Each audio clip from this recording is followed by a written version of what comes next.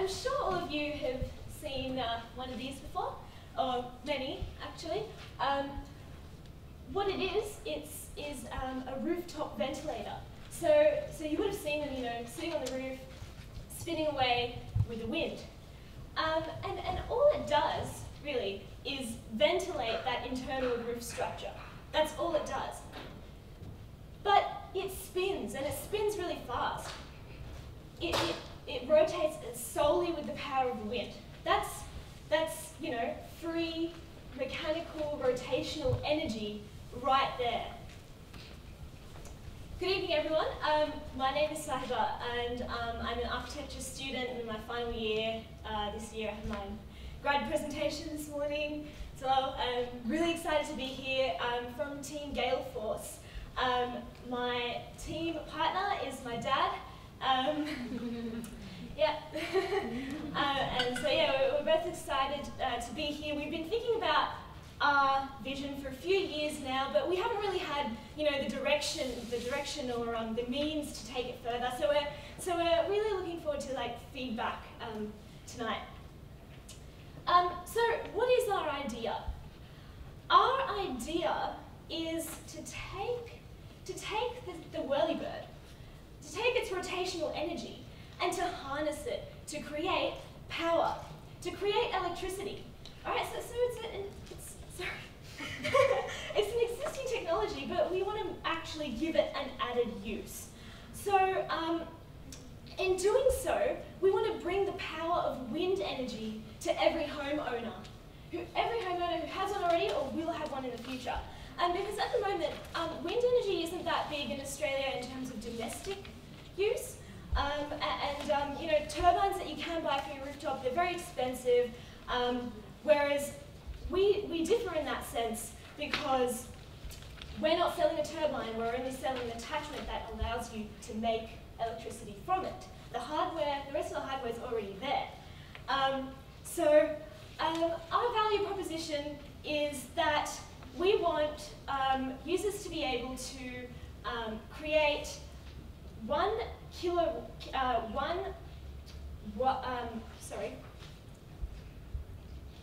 watt hour of energy for under $10.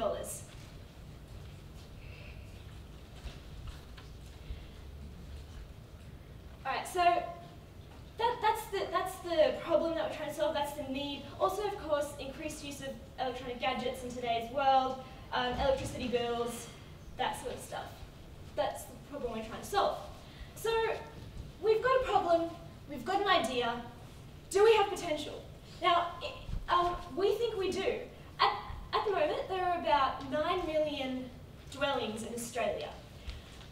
If we assume that a third of those dwellings have whirlybirds already installed on their rooftops, and we say, so that's 3 million, and we say out of these 3 million, on average they have two whirlybirds each. That's 6 million whirlybirds already out there, already spinning with the wind, there's that potential there.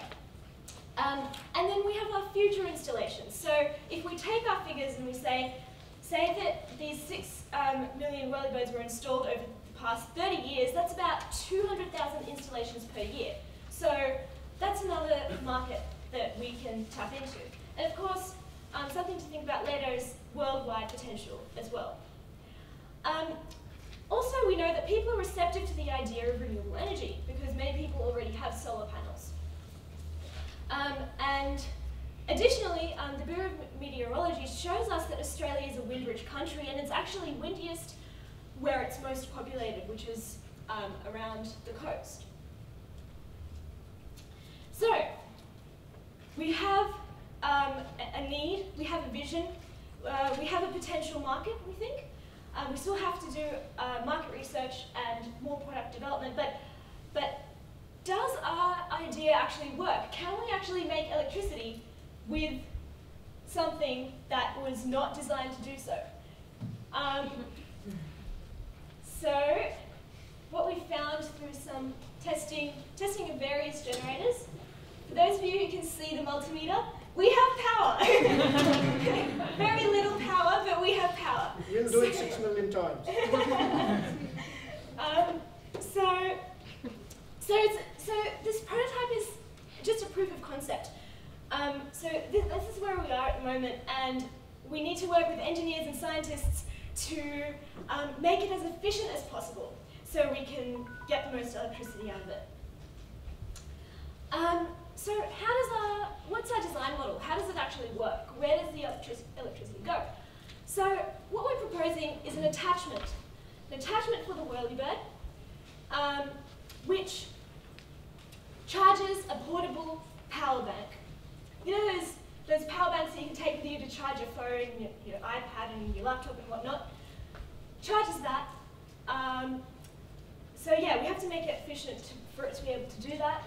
And one thing we can look into is teaming up with power bank manufacturers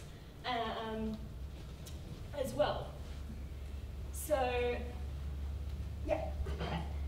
Cool. So lastly, just some basic financial figures. So we obviously haven't actually, we're still in our product development stages. If we were to start business, our first year would be purely market research and product development. Our second and third years would be picking up approximately 5% of the existing market, so existing installations, and 5% of potential installations of whirlybirds in Australia. So $45 million revenue from existing and $1.8 million revenue from potential installations. Yeah, yeah, and that's it. Thanks.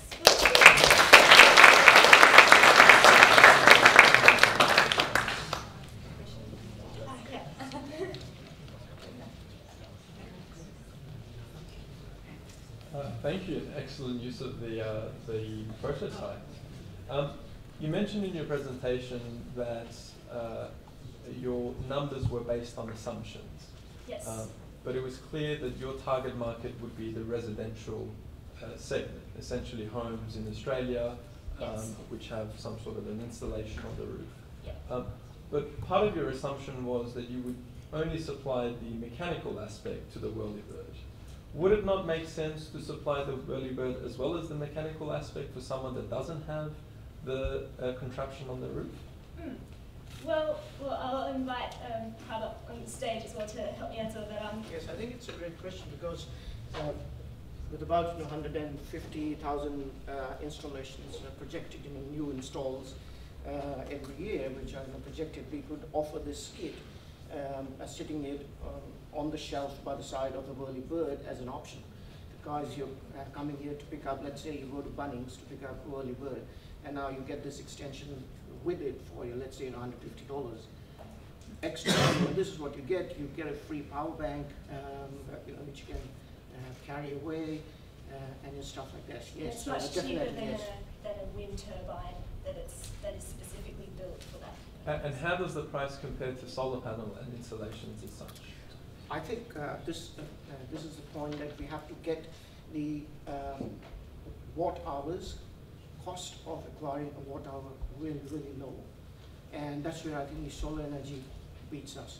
So what we're targeting here is supplementing solar panels with the green energy, although the quantum of the power through these things is not going to be as great as that. But I think the profile of a user of green energy, it'll be just appealing to them to actually have something as a power bank, plug it in the night, and hopefully it's just spinning away and then charged up. Thank you. Congratulations. I like this idea of the father-daughter team. Who's the CEO CEO? Sorry? Who's the CEO? Oh, of course, I am. Well, I'll address this to you.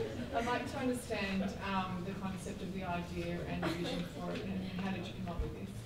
How did we come up with it? How did you come up with it? Yeah. Well, to be honest here, it was actually my dad's idea. Well, you're sitting in the backyard. I think it was this simple. Sitting in the backyard Watching. on a beautiful Sunday afternoon, you see the rooftops and these things spinning away. And you know, I've got a bit of a science background. The first thing which came to my mind, we've got these spinning turbines, you know, mechanical energy. Can we actually harness this? And then we started tinkering around with toy motors from, you know, J-Car, and then, you know, having the couplings done. So I talked to a few you know, engineering companies around. So we changed the couplings, and you know, now we have a coupling. And then I picked up a dynamo motor for the bicycle. So that's what is now creating the power with a coupling there. So this is how the whole concept came up, that no, I need to harness, it's just spinning away for nothing. So, so that's how the idea came up. Thank you.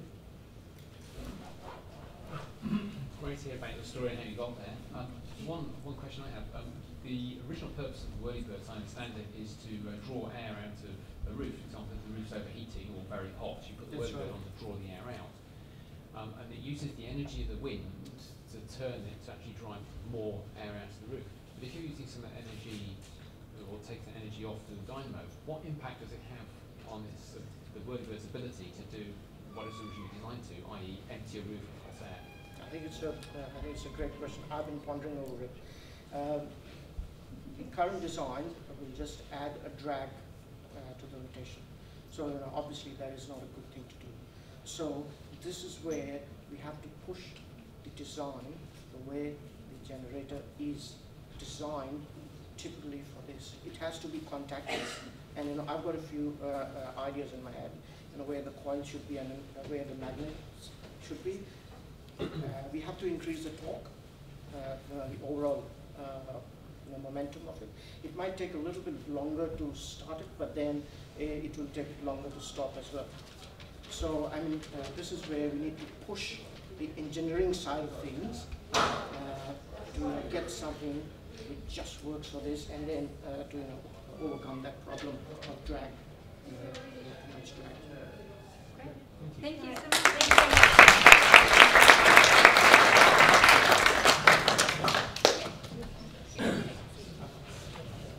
For Gale Force, I think you already acknowledged that there's the issue with the engineering mathematics required to prove the value proposition is correct. I'm an engineer, so that's one of the things I first looked at. The last, the third prize that we are going to give away today is for the best woman leader. And you're going to give me again. That prize goes to? It goes to Sahib Jod Kaur.